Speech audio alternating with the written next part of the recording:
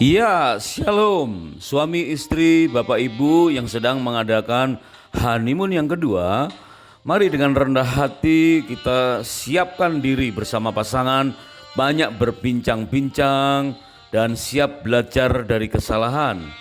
Dan pada episode kali ini kita akan belajar selengkapnya. Kira-kira apa yang akan kita dapatkan ketika kita secara serius bahkan secara rutin mengadakan honeymoon atau bulan madu yang kedua. Kira-kira dapat apa kita ketika mendapatkan honeymoon? Nah, tentu kita mengadakan bulan madu bukan sekedar jalan-jalan, apalagi rame-rame bersama dengan banyak keluarga besar, ya. Tetapi kita spesialkan waktu dengan berjalan-jalan, mengadakan perbincangan berdua saja, hanya berdua saja, sehingga kita bisa mendapatkan manfaat dari honeymoon yang kedua ini atau bulan madu yang kedua ini dengan maksimal. Nah, jika ada bapak ibu suami istri yang sudah punya pengalaman, ada pendapat, pertanyaan atau sharing atau diskusi, silakan tulis di kolom komentar sehingga kita semua bisa belajar dari berbagai pengalaman yang ada. Kira-kira akan mendapat apakah pada saat kita rutin atau serius mengadakan bulan madu kedua? Yuk kita mulai. Mari kita lihat kembali di dalam Ulangan pasal ke-24 ayat yang kelima. Firman Tuhan mengamanatkan bahwa bagi seorang atau sepasang mempelai yang baru menikah, maka hendaknya menspesialkan waktunya selama 1 tahun untuk bebas dari urusan rumah tangga atau dibebaskan dari peperangan, untuk saling menyenangkan satu dengan yang lain. Nah, masa honeymoon yang spesial itu tentu dengan hati yang terbuka, ya, kita rela dikuliti kelemahan-kelemahan dalam berumah tangga, kelalaian dalam pola bergereja sebagai keluarga rohani, dan menegur kesalahan di dunia kerja. Benar-benar sarana untuk melakukan introspeksi dan rela belajar dari kesalahan. Jika kita serius mengadakan honeymoon yang kedua, apa yang kira-kira kita akan dapatkan? Ya, antara lain adalah kita akan mendapatkan kembali saling kepercayaan di antara pasangan. Kita akan mendapatkan kembali kelancaran komunikasi di antara pasangan. Kita bisa mendapatkan kesehatian kembali melalui 5 kitab Taurat atau 5 kitab Musa. Mulai dari kitab Kejadian, kita akan diajarkan bahwa keluarga kita adalah keluarga yang mehodetobe, ya, yang sungguh amat baik. Kita bisa fokus pada penyediaan Tuhan, dan kita memahami bahwa pribadi kita adalah pribadi yang imago Dei, yang diciptakan menurut gambar dan rupa Allah, menurut Selem dan Delmut Allah, sehingga pernikahan kita terdiri dari 2 pribadi yang utuh. Masing-masing harus mendapatkan keutuhan, ya, dari Tuhan, pemulihan dari Tuhan, bukan mencari kesempurnaan dalam pernikahan. Maka akan kecewa karena mungkin masing-masing punya kelemahan. Tetapi milikilah pengertian bahwa Tuhan harus lebih dahulu mengutuhkan kita, memulihkan kita, sehingga kita menjadi bagaikan 2 sumpit yang kuat yang bisa bekerja sama untuk melakukan kehendak Tuhan. Dan kita bisa menikmati hubungan suami istri itu sebagai hadiah sekaligus perintah. Bagaimana kita membayangkan hubungan intim antara suami istri bukan sekedar hubungan seksual semata, tetapi benar-benar sebagai prokreasi sekaligus rekreasi. Meskipun pihak wanita suatu saat mengalami menopause, tetapi pria menopause tidak pernah berhenti memikirkan tentang hubungan intim. Dan di dalam hadiah sekaligus perintah mengandung makna ginosko, yaitu saling mengenal lebih dalam. Dan kemampuan untuk saling mengenal ini nanti akan kita pakai bagaimana kita bisa mengenal Tuhan dengan semakin intim. Kemudian honeymoon yang kedua ini juga bisa kita dapatkan manfaatnya dengan bagaimana kita suami menjadi kepala yang baik, ya, yang maksimal, dan istri sebagai penolong, di mana suami sebagai kepala sekaligus sebagai imam, nabi, dan raja. Kemudian istri sebagai penolong sekaligus sebagai penghibur dan pendamping. Ini satu peran yang harus bersama-sama dilakukan masing-masing secara maksimal. Dan bagaimana suami menghargai istri sebagai permata yang dibangun ulang. Wow, indah sekali ya. Bahwa sebagai imago Dei kita udah diciptakan sempurna. Dan ternyata seorang suami perlu penolong dari seorang istri yang ternyata dibangun ulang menjadi permata yang cakap, permata yang sempurna, permata yang berpotensi, permata yang dilawat, permata yang mempunyai penguasaan diri di dalam woman empowerment-nya. Wah, artinya bahwa suami bisa mendapatkan kemaksimalannya ketika menghargai istri dengan maksimal. Dan suami istri diberi keterampilan untuk mengucapkan gombal rumahan yang bukan murahan. Ya, biasanya ngegombal itu identik dengan sesuatu yang negatif. Tetapi kalau saling memuji, saling menyanjung, saling ngegombal itu di rumah, di antara suami dan istri, oh itu sesuatu yang bukan murahan. Itu spesial, sangat spesial ya. Dan bagaimana kita mendaratkan gombalan itu? Karena ngegombal untuk menyatukan, ngegombal dengan hati yang baru. Ada banyak orang yang terpacu ingin menjadi pionir, ya, ingin menjadi pelopor. Nah, di dalam honeymoon yang kedua kita belajar tentang the spirit of pioneer, tetapi bukan mabuk roh pionir. Pionir versus Guinness Book, jadi bukan sekedar tercatat namanya, tetapi bahkan akhirnya kita menjadi teladan, bukan tentang pionirnya, tetapi menjadi teladannya. Karena keluarga akan diperbandingkan dengan dunia. Itulah yang terjadi dalam kehidupan Nuh. Di zaman Nuh itu, waduh, dikatakan Nabi Nuh itu menjadi teladan dibandingkan dengan keadaan dunia. Keteladanan versus kerusakan. Meskipun ada kelangkaan keteladanan, tetapi Tuhan menunjukkan bahwa pernikahan adalah masterpiece dari Tuhan bagi dunia. Kita akan belajar bagaimana kita sanggup memproduksi buah roh sampai level yang tertinggi, di mana buah roh itu adalah kasih dengan 9 manifestasi. Kasut, samurai, seledri, 9 manifestasi dari buah roh, yaitu kasut, kasih, sukacita, dan damai sejahtera. Kemudian samurai, singkatan dari kesabaran, kemurahan, dan kebaikan.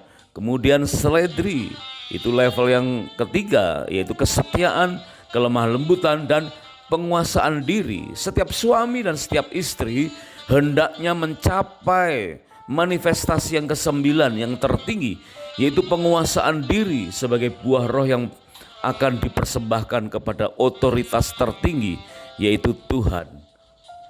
Kemudian kita belajar tentang makna teokrasi dan hukum kekerabatan yang diteladankan oleh Abraham.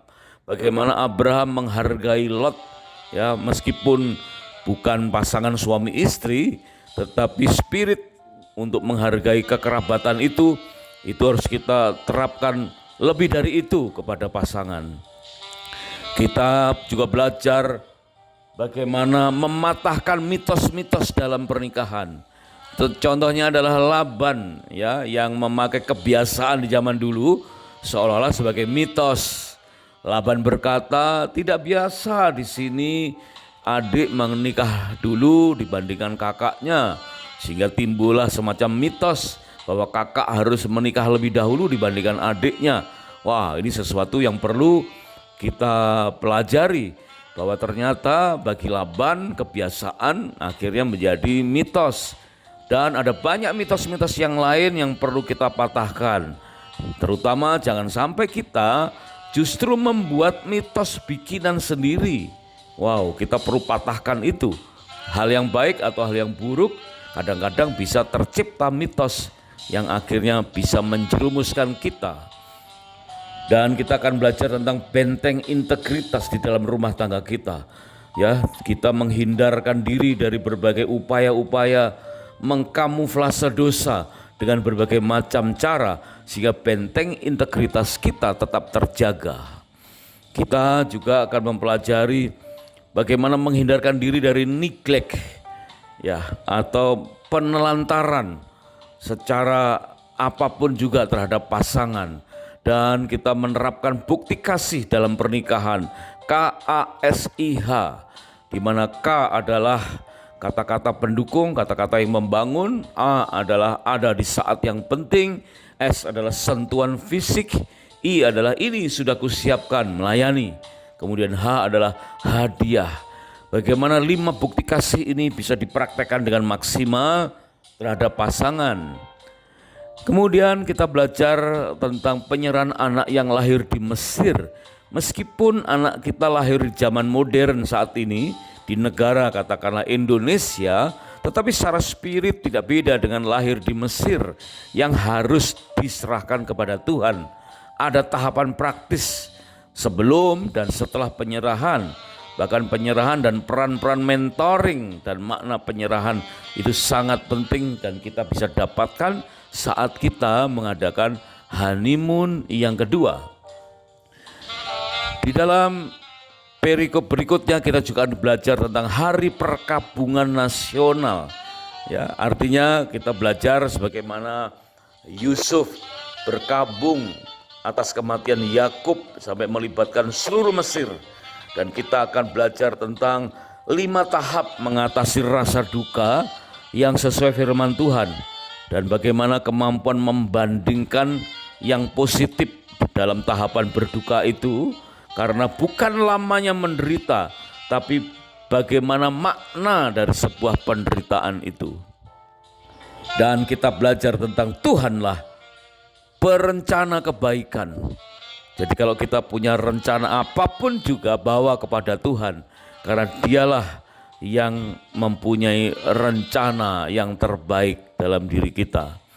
Suami dan istri yang dikasihi Tuhan, Bapak Ibu yang sedang mengadakan honeymoon yang kedua, suami dan istri berpotensi memiliki temperamen yang berbeda. Dan justru karena ada perbedaan itulah awalnya saling tertarik. Tetapi kemudian setelah menikah perbedaan itu mengganggu ya. Jadi bahkan mungkin menjadi sesuatu yang membuat risih dan bikin potensi konflik. Sebab itu kita juga diajar bagaimana kita mengenal 12 varian temperamen dari anak-anak keturunan Yakub. Dan kita bisa terapkan terhadap pasangan kita dan pasangan kita. Ya, 12 varian temperamen. Kemudian kita diajar bagaimana meskipun mengalami ditindas semakin tinggal landas. Wah, ini luar biasa ya.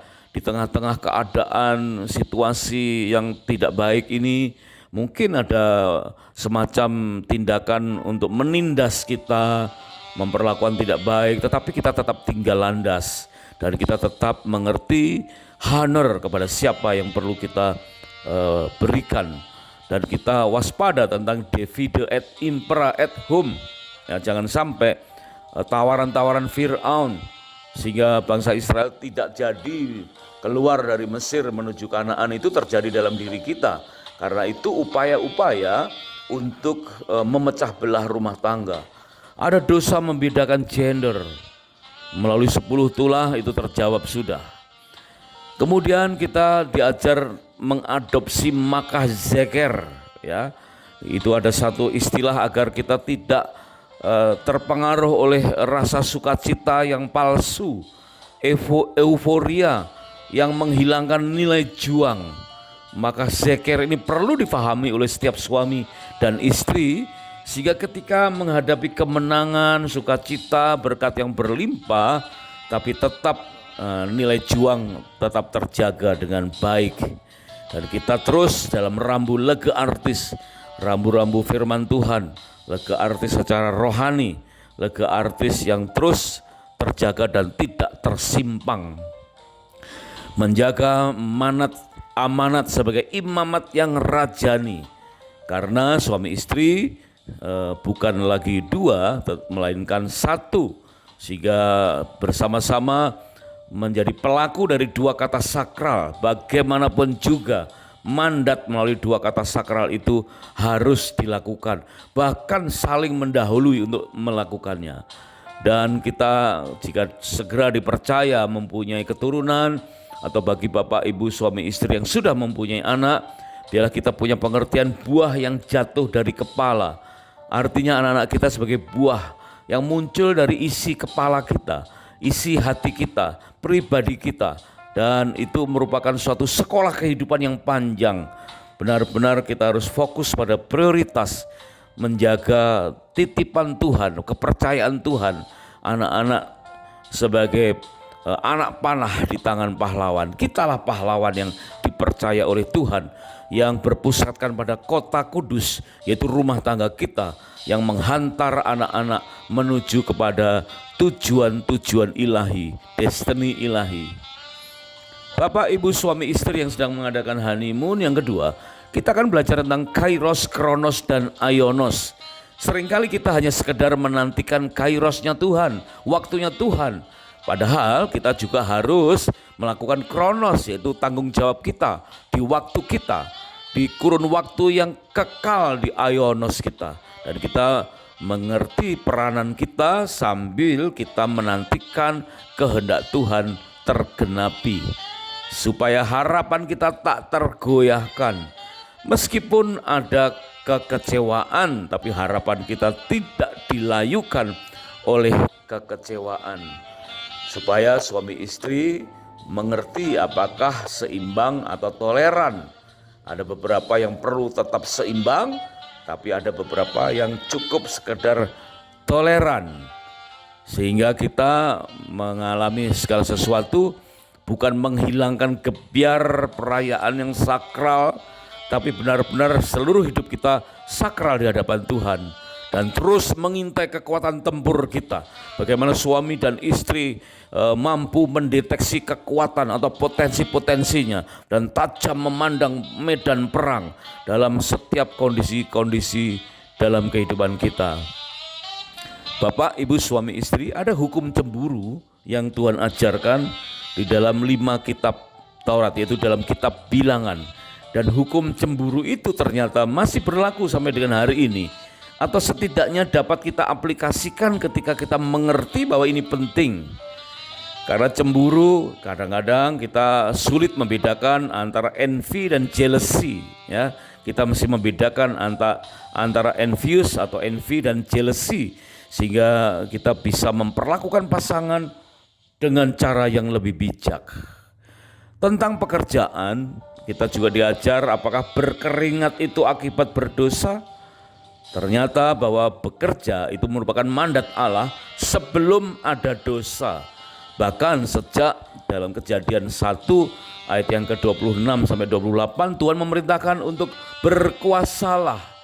Artinya Tuhan memberikan amanat kepada kita untuk dengan otoritas ilahi untuk menguasai ciptaan Tuhan, bekerja sebagai mandat Tuhan. Dan kita dipercaya untuk membangun kota-kota perlindungan dengan berbagai macam cara, melalui Mr. B atau budget yang bisa kita rancang. Karena uang itu harus kita sikapi apakah sebagai pengikat atau pemisah. Sebagian orang uang bisa sebagai pemisah, tetapi bisa saja sebagai pengikat. Kita harus bijak terhadap FOMO, YOLO, dan money personality dalam kehidupan kita. Modal untuk mandiri bukan sekedar uang. Modal untuk mandiri adalah kebergantungan kepada Tuhan. Dan itu keharusan adanya modal awal, dan merupakan nilai sebuah kemandirian yang penting. Dan ada langkah-langkah kunci menuju kemandirian yang sejati. Bagaimana kita melakukan tektok pasutri, yaitu komunikasi yang baik di antara suami dan istri. Ada banyak pelajaran tentang komunikasi, bahkan ada fakultas khusus tentang komunikasi, hubungan, bahkan sampai ke hubungan internasional. Tetapi yang utama adalah bagaimana suami istri mengadakan tektok, mengadakan komunikasi yang baik, yang sehat, sebagaimana firman Tuhan amanatkan. Berkata-kata bagaikan apel emas di pinggan perak. Wow, dengan nada, dengan intonasi yang tepat dan saling membangun. Karena keturunan keluarga besar kita kelak, apakah itu sebagai rupa alamiah atau rupa surgawi, tergantung bagaimana kita menyatukan hati dan pikiran kita melalui komunikasi antara suami dan istri. Kita juga akan belajar makna antara pelangi dan ayam jantan. Ya, pelangi ini nyata dalam kisah tentang Nabi Nuh setelah mereka terbebas dari banjir besar. Dan ayam jantan itu kisah tentang Petrus yang menyangkal Tuhan Yesus, ya. Dua-duanya mengandung makna tentang perjanjian yang teguh. Pelangi, ayam jantan mengandung makna ada satu ucapan yang harus dipegang dalam kehidupan kita. Dan pelangi dan ayam jantan ini akan kita pelajari bersama-sama maknanya dan kita terapkan dalam kehidupan rumah tangga kita. Ada data-data yang menyertai di dalam kitab Bilangan, karena kitab Bilangan juga berbicara soal data. Kemudian kita masuk dalam kitab yang terakhir, yaitu kitab Ulangan. Sebagai kitab Ulangan sesungguhnya adalah pengulangan dari berbagai perintah Tuhan, meskipun tidak ada atau ada beberapa yang tidak tercantum kalimat yang letterless sesuai dengan apa yang tertulis dalam kitab Ulangan. Tetapi di situ kita bisa belajar bagaimana kita mulai molting, ya, mulai melunturkan atau menanggalkan kekuatan kita sementara untuk mendapatkan kekuatan yang baru untuk siap masuk ke tanah Kanaan. Start and go. Molting untuk melakukan langkah penting untuk mencapai tanah perjanjian Kanaan. Dan dengan cara kita terhindar dari spiral sahiji. Jangan sampai kita mengalami pubbing, spiral sahiji. Spiral sahiji adalah pelajaran tentang kuasa kegelapan, ya, yaitu singkatan dari spiritisme, ilmu ramal, ilmu rasa, ilmu sihir, dan ilmu atau jimat. Dan ini perlu kita dibebaskan dari itu semua supaya kita bebas masuk ke tanah Kanaan dengan perkenanan Tuhan. Sebagai suami, sebagai istri yang merangkap sebagai orang tua, kita harus mengakui bahwa no parent excellent. Tidak ada orang tua yang sempurna, tetapi dalam perjalanan kehidupan kita terus disempurnakan oleh Tuhan dari hari ke hari, sehingga kita bisa mencapai perkenanan Tuhan dan menjadi pelaku dari mandat 158. Ya, ada ayat-ayat penting yang ternyata mengundang angka-angka 158, dan ini merupakan sesuatu yang sangat indah perlu kita terapkan dalam kehidupan kita. Bapak, Ibu, suami istri yang sedang mengadakan honeymoon yang kedua, kita juga akan diberi pengertian tentang pernikahan dan child free marriage. Ya, ini bertujuan supaya kita diperlengkapi bagaimana menghadapi anak-anak muda di keluarga kita untuk memandang pernikahan dengan cara style yang benar. Jadi menghindarkan diri dari pengertian ya menikah tapi jangan punya anak lah. Ya, seperti negara-negara maju yang lain. Wah, ini sangat menjerumuskan. Kemudian kita diberi pelajaran tentang bagaimana ketika kita naik level, kemudian mendapatkan promosi, naik jabatan. Nah, supaya kita tidak terjerumus kepada efek Petsman, tetapi kita benar-benar bisa menjaga supaya tidak ora kuat derajat, ya, bahwa kita mampu untuk menanggung semua itu. Ada banyak orang berhasil mencapai karir yang tinggi, tetapi tidak bertahan lama. Wah, ini sangat disayangkan. Dan kiranya melalui honeymoon yang kedua, kita diberi kekuatan agar mampu meraih prestasi yang tinggi dan mampu mempertahankan itu dan berkarir secara maksimal. Karena didasarkan kepada kebiasaan kita di rumah mengadakan mesbah keluarga intim dengan Tuhan. Bukan mesbah yang pikebu, bukan mesbah yang kadang-kadang hilang, kadang-kadang datang, ya. Kadang-kadang Tuhan, ya memang kadang-kadang Tuhan ingin semacam bercanda dengan kita, menyembunyikan diri supaya kita mencari Dia, ya. Bukan bercanda secara biasa, tetapi Tuhan mengajar kita supaya kita punya kehausan akan Dia.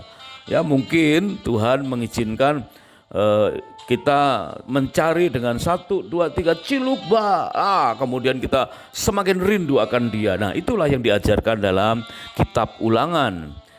Kemudian setelah kita pulang dari honeymoon, ada satu perikop yang penting, bahwa kita jangan menimbun hal-hal yang baik seolah-olah menjadi sampah dalam kehidupan kita.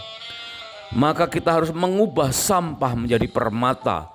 Setiap komitmen-komitmen yang sudah kita sepakati sewaktu kita mengadakan honeymoon yang kedua, jangan dibiarkan terbengkalai, tergeletak, ya, di sudut hati kita sehingga menjadi sampah. Maka seharusnya meskipun itu sudah terlanjur jadi sampah, tapi kita harus mengubahnya menjadi permata sebagai warisan yang abadi bagi generasi berikutnya. Sebagaimana di dalam kehidupan kebiasaan medis, kita sering melakukan MCU, ya. Kita memeriksa kesehatan mulai dari anamnesa, diagnosa, prognosa, ya, menuju kepada eksekusi, kepada treatment. Demikianlah manfaat kita mengikuti honeymoon yang kedua, harus sampai kepada eksekusi, harus sampai kepada treatmentnya, harus mencapai kepada pembaharuan, perubahan. Karena kita sudah siapkan diri kita untuk belajar dari kesalahan. Ada pepatah yang mengatakan, keledai saja tidak jatuh dalam lubang yang sama. Ada banyak suami yang berkilah, ya itu kan keledai, aku kan bukan keledai.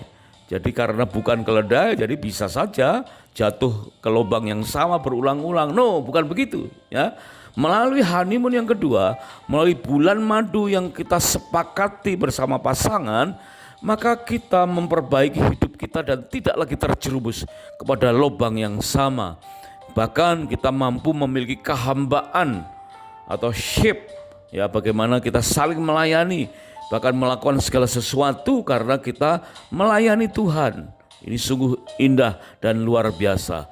Dan ditutup dengan trending topik dan viral yang terjadi di Kana. Coba kita bayangkan pernikahan yang terjadi di Kana, yang tercatat dalam Injil Yohanes pasal yang kedua ayat 1 sampai dengan ayat yang ke-11 itu. Wow, kalau itu terjadi hari ini, itu akan menjadi trending topik, menjadi berita viral di seantero media yang netizen akan membahasnya. Dan ternyata melalui kisah pernikahan di Kana itu ada banyak berkat yang kita bisa pelajari melalui kata-kata yang tertulis di dalam Injil Yohanes pasal yang kedua, mulai dari ayat 1 sampai dengan ayat yang ke-11 itu. Ada 26 kata yang ajaib, ada 26 kata yang mengandung makna yang luar biasa. Ya, mulai dari kata yang pertama sampai kata yang terakhir mengandung makna yang sangat memberkati di dalam kehidupan pernikahan kita. Dan itu akan mudah kita serap ketika kita mempelajari bersama-sama dengan pasangan, dengan sehati, waktu kita mengadakan honeymoon yang kedua. Kiranya Tuhan Yesus memberkati pernikahan dan rumah tangga kita dengan berlimpah-limpah-limpah, dan selamat mengadakan honeymoon yang kedua berikutnya. Tuhan Yesus memberkati. God bless.